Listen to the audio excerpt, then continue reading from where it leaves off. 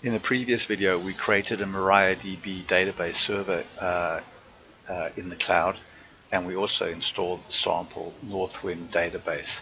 So in this video, we're going to create a named connection string that points to our cloud database so that we can use this database in our Alpha Anywhere application. So we'll start off by checking the MariaDB database here to indicate that this action that we're going to perform is going to be on this MariaDB database. Then we'll go over to actions and we'll say get connection string. So here's our connection string to that database server, but it's not yet pointing to the actual database that we created.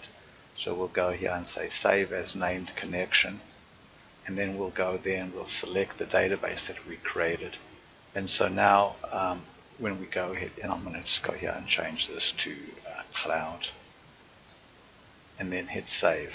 So now we're creating a named connection that is pointing to our SQL Cloud database. So we'll go ahead there and click OK, hit the close button,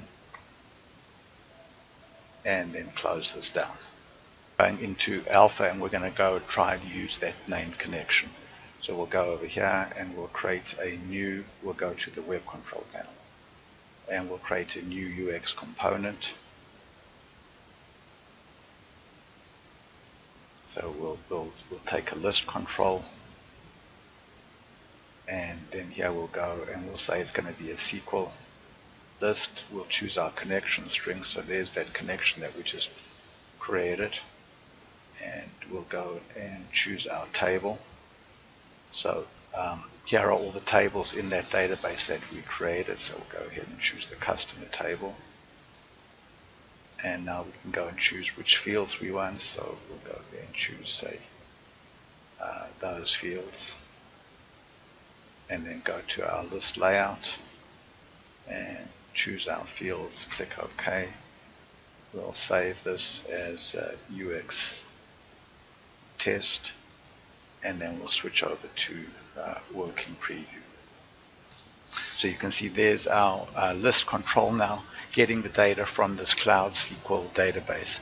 We can also go to the interactive window and interact with this database using XBasic. So we'll go here to the interactive window and we'll dim a new connection object, and then we'll go and we'll open our connection, and we'll choose there Cloud MariaDB, and let's just put a question mark in front of it to see if the command is successful. You can see it is successful, and it opens up very quickly. So you'll notice that it opens up very quickly because we've previously connected to the database when we ran the list, and when we ran the list we opened up the SSH tunnel. So if the SSH tunnel is not currently open, then the first time you connect you'll see there's a delay, but once the SSH tunnel is open, the connection is essentially instantaneous. And now I'm going to go here and say cn.list tables, and that gives me a list of all the tables in our Cloud SQL database.